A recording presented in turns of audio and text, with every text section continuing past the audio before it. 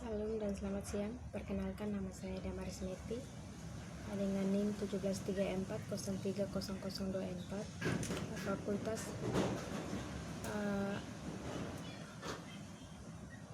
Fakultas Ilmu Sosial dan Ilmu Politik. Saya mahasiswa di Universitas Nusa Cendana, jurusan Sosiologi, kelas A regular sore semester 7. Di sini saya akan membahas buku review yang ketiga yang berjudul Simbol Politik dan Identitas Nasional di Timor Leste.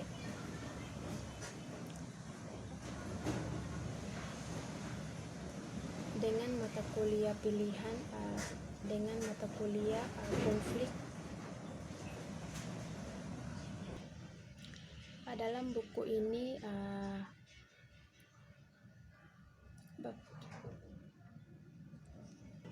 dalam buku review ketiga membahas tentang bab yang pertama, membahas perjuangan, penderitaan, dan simbol narasi nasionalisme dan mewakili identitas. Simbol politik dan identitas di Timor Leste memikirkan kembali studi perdamaian dan konflik, media ideal di mana orang berbicara bahasa umum atau berperilaku dengan cara yang sama, berpartisipasi dalam ritual yang sama, berdoa kepada dewa yang sama, memakai pakaian yang serupa dan sebagainya, tanpa menundukkan diri pada tirani ortodoks. Individualistis dan kesamaan dengan demikian dapat didamaikan pada tahun 1985 halaman 21 bahwa representasi simbolis dari konsep inti identitas nasional dengan yang dapat diidentifikasikan oleh semua anggota kolektif sehingga memungkinkan suatu kesatuan bangsa untuk hidup. Oleh karena itu, simbol merupakan komponen penting dari pembangunan bangsa, yaitu proses yang digunakan suatu bangsa untuk ikut serta rasa persatuan dan kesamaan melalui identitas kolektif bersama.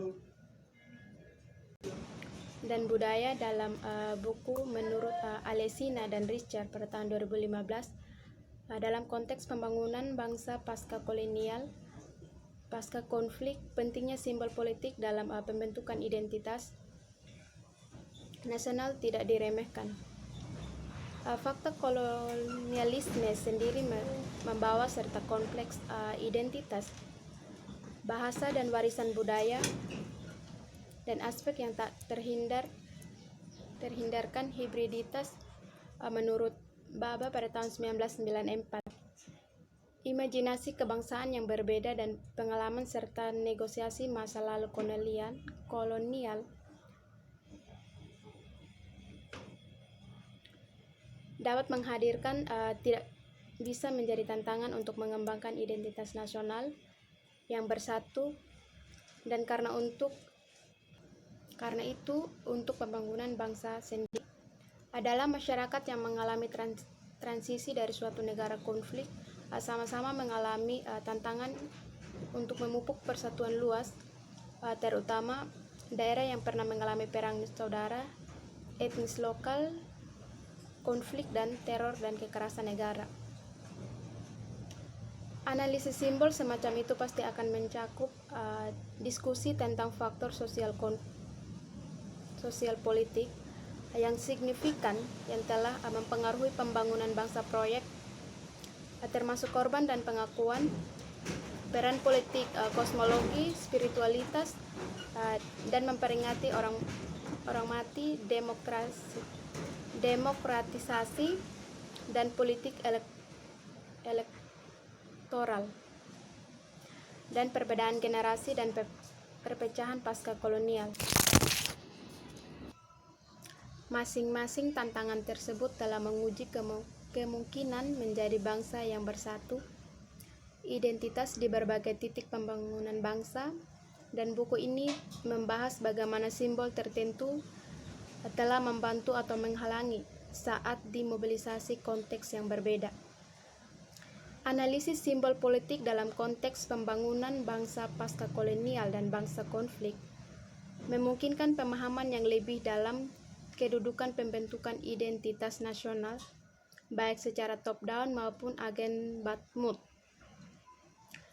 dan memungkinkan sifat heterogen yang hierarki bahwa mereka yang mengidentifikasi sebagai suatu bangsa. Mungkin yang paling penting, buku ini diinformasikan oleh suku utama grafik penelitian di lapangan yang dilakukan di Timor Leste pada tahun 2012. Ada beberapa aspek dari perjuangan, penderitaan, dan simbolik. Yang pertama, contemporary scholarship on spot independensi Timor Leste. Karena sifat konflik baru-baru ini di Timor Leste, transisi ke penentuan nasib sendiri dan pembangunan bangsa pasca kemerdekaan telah menjadi titik fokus dari banyak penelitian yang terus berkembang. Identitas nasional dan education bangunan di Timor Leste pada tahun 2017 menawarkan pemeriksaan evolusi yang komprehensif dan berwawasan identitas nasional dari awalnya bergolak hingga saat ini di negara bangsa, yang memperluaskan pekerjaan Helen Hill tentang bangsa Timoralisme di tahun 1970-an. Studi Leeds menelusuri sejarah nasional pembentukan identitas dan lapisan kompleks warisan kolonial meletakkan dasar untuk buku ini. Leeds menyoroti bagaimana identifikasi kolektif adalah proses yang diperebutkan dan bertentangan, dan itu sepanjang sejarah dari negara setengah pulau. Penduduk asing telah menjadi pengaruh utama bagaimana bangsa Timor Leste membayangkan dirinya dan pada perpecahan internal sejak itu kembali ke kemerdekaan. Leeds dengan tepat mencatat pembangunan bangsa itu sering diabaikan dalam misi pembangunan negara pasca konflik pada tahun 2017, di mana proses pembangunan negara, infrastruktur politik, dan lembaga revolusi tetap menjadi titik fokus analisis. Yang lebih diabaikan adalah perannya simbol dan simbolis politik dalam pembangunan bangsa. Yang kedua, teori of nation, nasionalisme, dan nation identifikasi naratif. Bangsa dan nasionalisme adalah konsepsi yang berada di Bourdieu's Dogs. Mereka diterima begitu saja dan merupakan bagian yang tidak perlu dipertanyakan dalam kehidupan sosial. Bangsa dan kebangsaan diasumsikan menjadi penting untuk kehidupan modern, baik untuk individu maupun kolektif. Sebagai pemimpin ahli teori negara Ernest Gellner mencatat bahwa gagasan tentang manusia tanpa bangsa tampaknya membebani imajinasi modern. Seorang pria harus memiliki kebangsaan karena dia harus memiliki hidung dan telinga. Memiliki bangsa bukanlah atribut yang melekat kemanusiaan, tetapi sekarang telah muncul seperti itu. Pada tahun 1983, bahwa Badan Besar Peneliti yang ada pada bangsa dan identitas nasional ikatan tidak hanya membuktikan pentingnya hal itu yang diyakini, tetapi juga harus menunjukkan kompleksitas subjek. Yang ketiga, simbol, symbolic meaning, dan representasi of the nation. Simbol adalah kendaraan identitas, komunikasi, dan kekuatan yang kuat konteks politik atau sosial apapun. Seperti yang dicatat oleh Raymond Fitch, tidak hidup dengan simbol saja, tetapi manusia mengatur dan menafsirkan realitasnya dengan simbol-simbolnya, dan bahkan mereka berkonstruksi pada tahun 1973, mereka adalah perangkat untuk memungkinkan individu untuk memvisualisasikan dan memahami konsep yang dibangun dengan tujuan akhir untuk membina persatuan dan kesamaan di antara beragam kelompok dan organisasi menurut Fierce pada tahun 1973 halaman 76 sampai 77.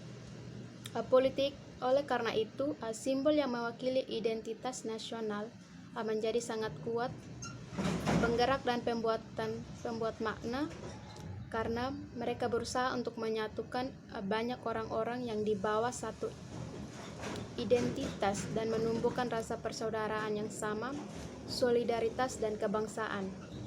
Itu menurut Morins pada tahun 2005. Yang paling kuat simbol identitas nasional adalah simbol yang mewujudkan abstrak emosi tentang karakter dan warisan bangsa yang dituangkan dalam narasi negara. Begitu karakteristik dan mirip dan prinsip identitas ini diabadikan dalam visual, representasi, dan simbol. Ini dapat menjadi fokus identifikasi yang memfasilitasi kohesi sehari-hari komunitas nasional. Agar simbol memiliki pengaruh nyata pada proses identifikasi, interaksi populer yang berkelanjutan sangat penting. Menurut Bryson dan Mark Carty pada tahun 1994. Demikian hasil presentasi dari saya. Sekian dan terima kasih.